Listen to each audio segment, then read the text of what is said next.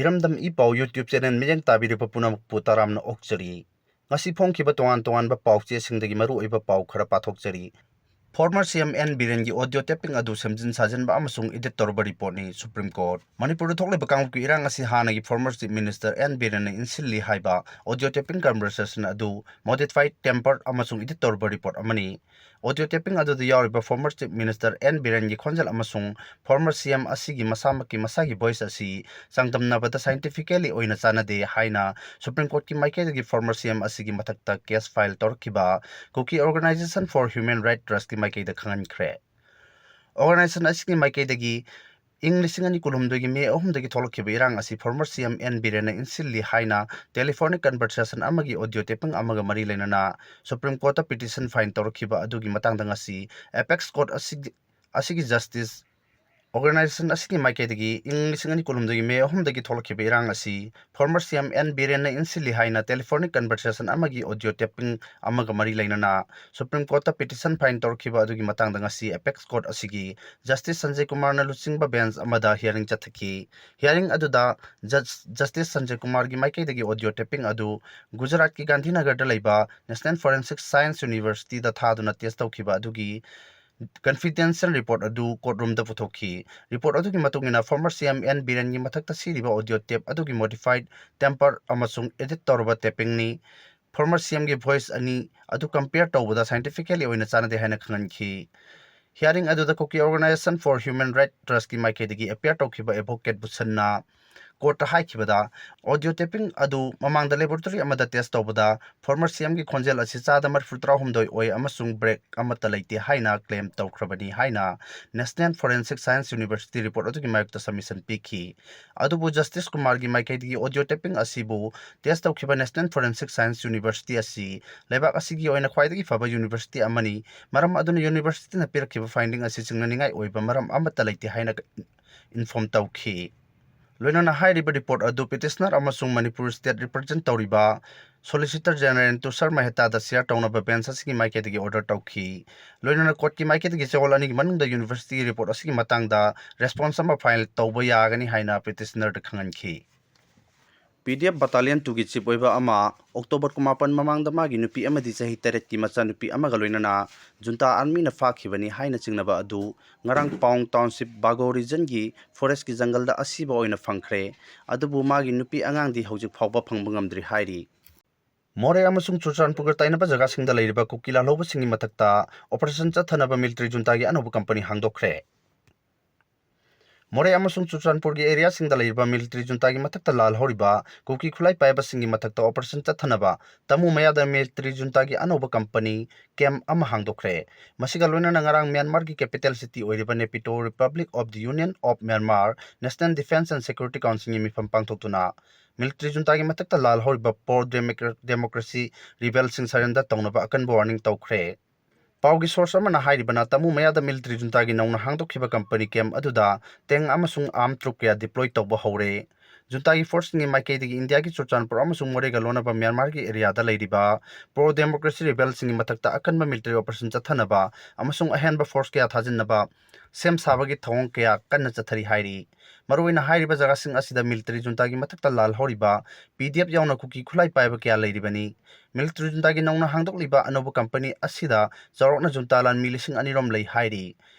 Masigi matakta Tammu area da hanadagi hauna naga amasung notice ki khulai paiba lal hob kaya amasu lei hairi Tammu gi station da leiriba junta gi lan mising adu yamna alert oibaga loinana athuba matamda Moreram thangba sarukta kuki militant singi movement da achoba chaitheng ama pirakba yana leiri hairi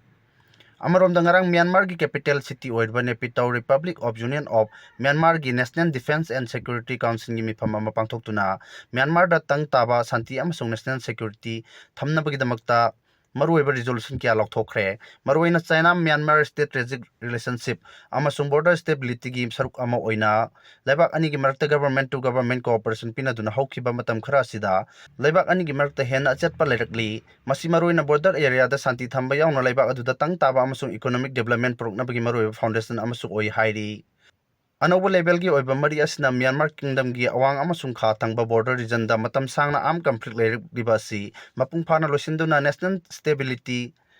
amma puruknabagi anobo khudongchaba amani military junta gi mathakta lal horiba arm group singi mathakta military junta gi maiki gi aroibo ina warning tawduna military na leibak adugi sovereignty ka hendana thamba yauna miyam bo soingam thondaba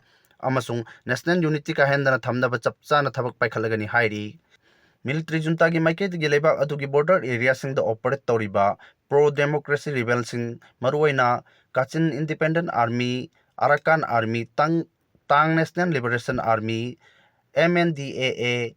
WSA amasung NDAA da condition amata yaudana khudakta surrender tawnaba aroibo ina warning tawkhre